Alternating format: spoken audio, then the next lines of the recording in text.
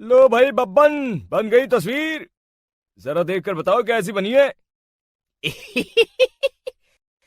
अरे भाई मोहन, मेरी सलाह मानो तो तुम रहने ही दो।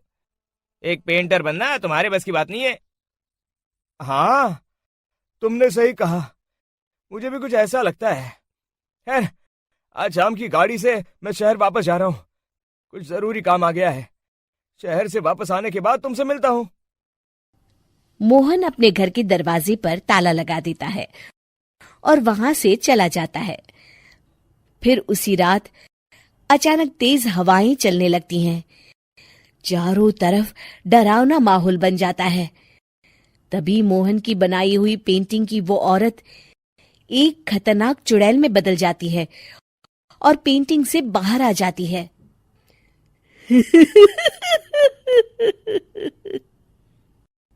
चुड़ैल घर के बाहर चली जाती है। वहीं दूसरी तरफ दो चोर लाला सुखीराम के घर से चोरी करके भाग रहे होते हैं। दोनों भागते भागते गांव के चौराहे के पास पहुंच जाते हैं। तभी अचानक वो चुड़ैल उन दोनों के सामने आ जाती है।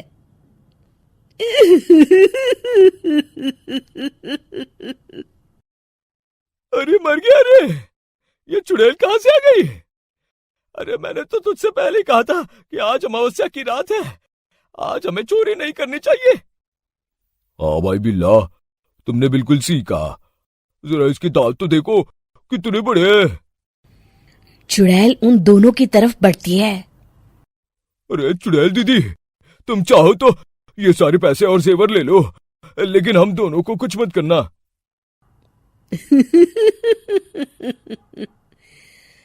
पैसे और जेवर के लालच में तुम इंसान बिकते हो, हम चुड़ैल नहीं।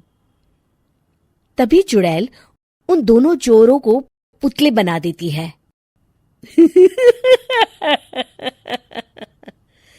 मैं किसी को नहीं छोड़ूंगी। अब कोई मुझसे नहीं बच सकता।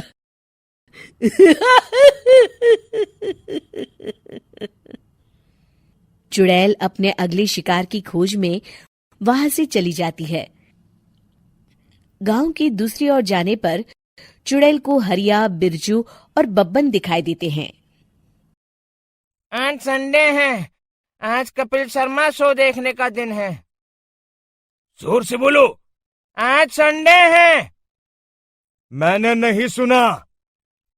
आज संडे है। आज कपिल शर्मा देखने का दिन है। हाँ, ये हुई ना बात। अरे ये कपिल शर्मा कौन है जो ये लोग उसे देखने के लिए इतने उतावले हुए जा रहे हैं? खैर, मुझे क्या, मैं अभी इन दोनों को मजा चखाती हूँ। चुड़ैल तेजी से उड़कर उन तीनों के सामने आकर खड़ी हो जाती है।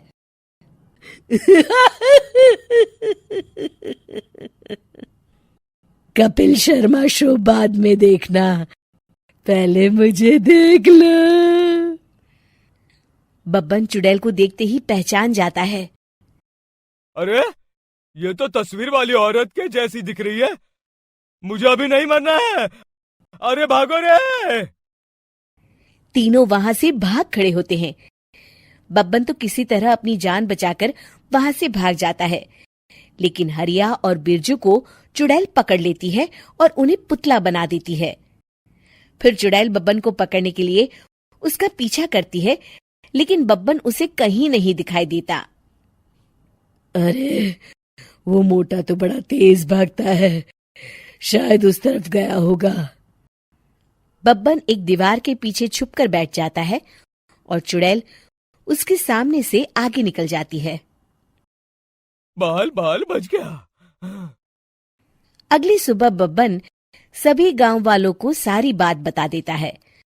फिर उस चुड़ैल के डर से रोज शाम होते ही पूरे गांव में सन्नाटा छा जाता था और कोई भी अपने घर के बाहर नहीं निकलता था। अरे ये क्या हो गया? इतनी देर से घूम रही हूं, अभी तक एक भी आदमी नहीं मिला। अरे कहाँ मर गए सबके सब? चुड़ैल वहां से चली जाती है। इस तरह कुछ दिन बीत जाते हैं। फिर एक दिन मोहन गांव वापस आता है। बब्बन उसे बताता है कि उसकी बनाई तस्वीर से एक चुड़ैल बाहर आ गई है। मोहन समझ जाता है कि ये कोई आम कागज नहीं है। वो जो भी उस कागज पर बनाएगा वो असलियत का रूप ले लेगा। अरे मोहन भाई, अब तुम क्या करने वाले हो? मेरे पास एक बहुत बढ़िया तरकीब है। मैं इस कागज पर उस चुड़ैल की एक ऐसी तस्वीर बनाऊंगा जिसमें वो तपती धूप के नीचे खड़ी दिखाई देगी, और फिर जैसे ही सवेरा होगा वो चुड़ैल इस कागज से निकलकर बाहर चली जाएगी और सूरज की तेज धूप में जलकर राख हो जाएंगी।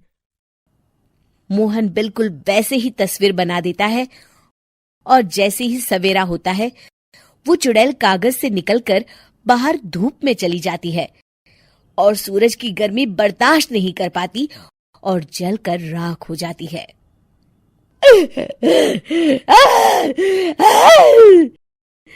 ये मुझे क्या हो रहा है? मैं सूरज की रोशनी बर्दाश्त नहीं कर सकती। मेरा पूरा शरीर जल रहा है।